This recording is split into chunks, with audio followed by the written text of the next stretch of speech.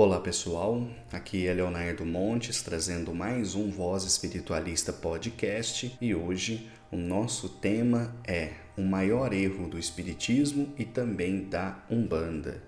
Pois é, esse é um assunto polêmico, sempre que eu trago assuntos polêmicos aqui no canal, eu faço questão de frisar que tudo que eu produzo é apenas e tão somente um ponto de vista, tranquilo?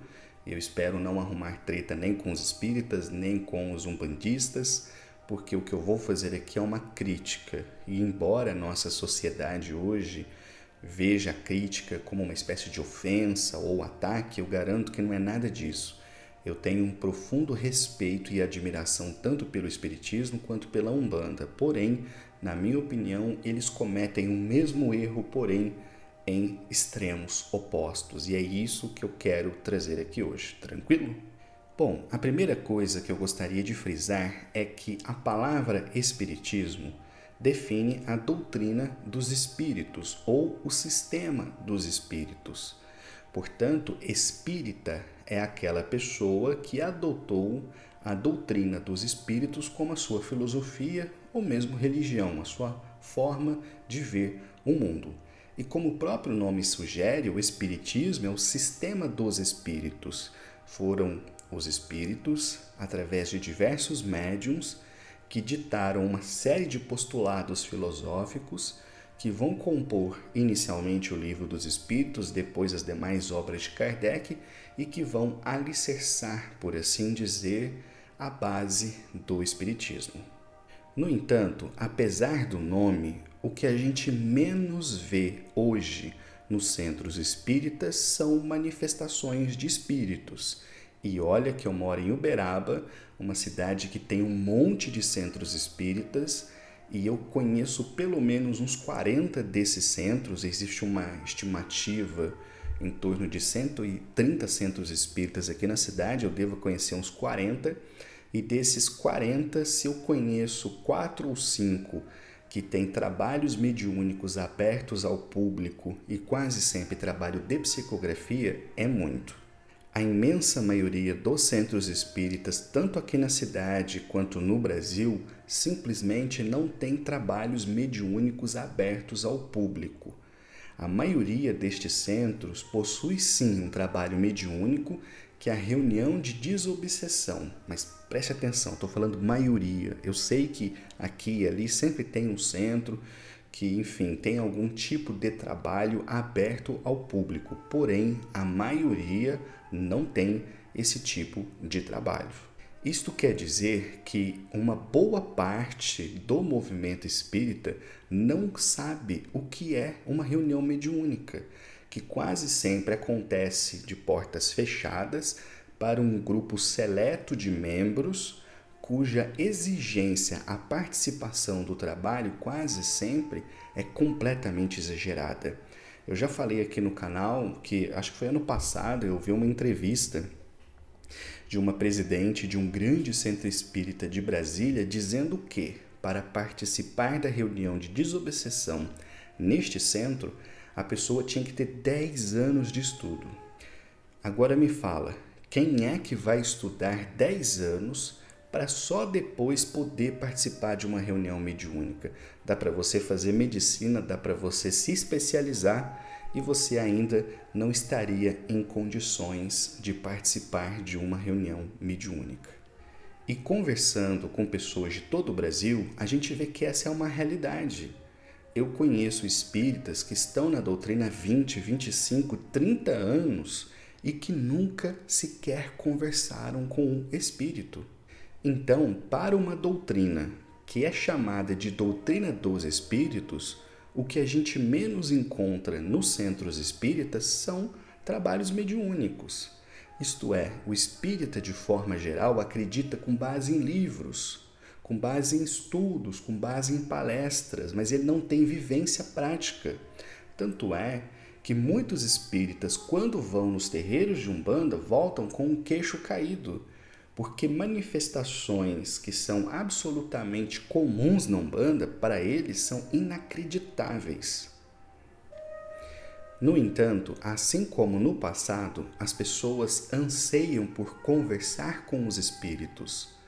E esse, para mim, é um grave erro que o movimento espírita adotou desde muitas e muitas décadas atrás, privando as pessoas do contato com os espíritos.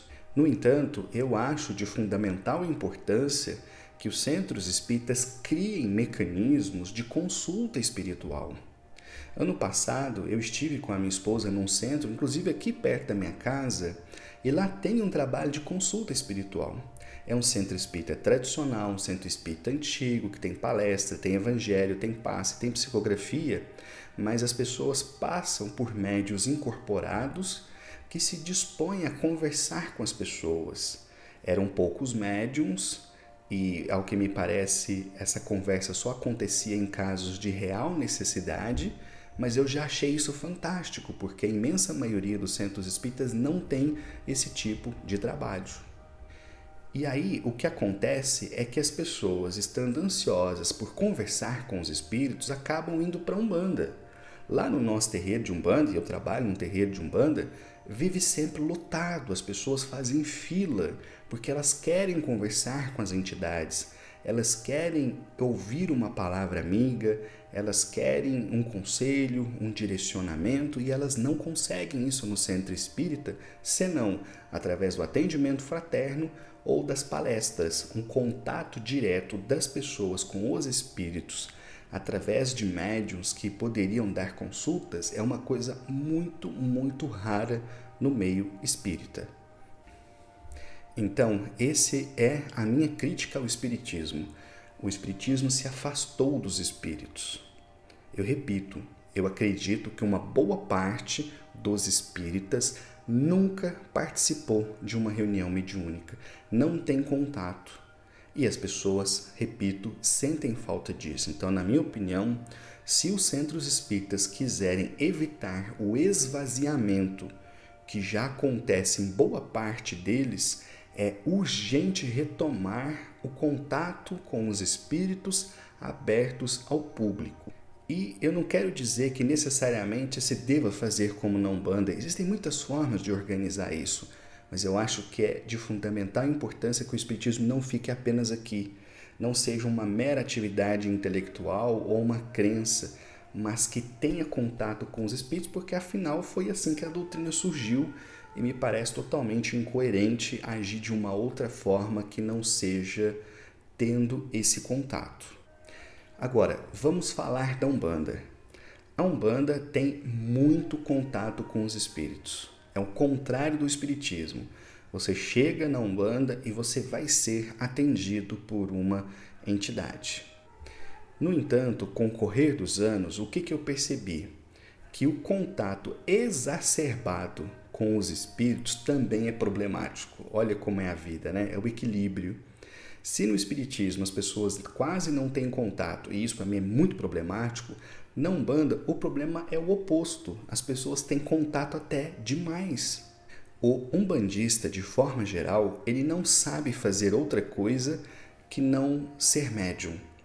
E isso é um problema, porque enquanto o espírita estuda para se espiritualizar, o umbandista tem a preocupação de ser cada vez mais um médium melhor.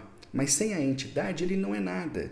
Ele não sabe, ele não pensa, ele não raciocina, senão quando está sob transe mediúnico. E isto quer dizer que esse contingente de médiuns não assume as rédeas da própria vida, fica sempre na dependência dos guias pela facilidade do contato espiritual.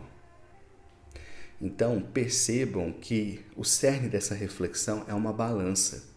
O espiritismo, por um lado, fechou as portas ao contato com os espíritos.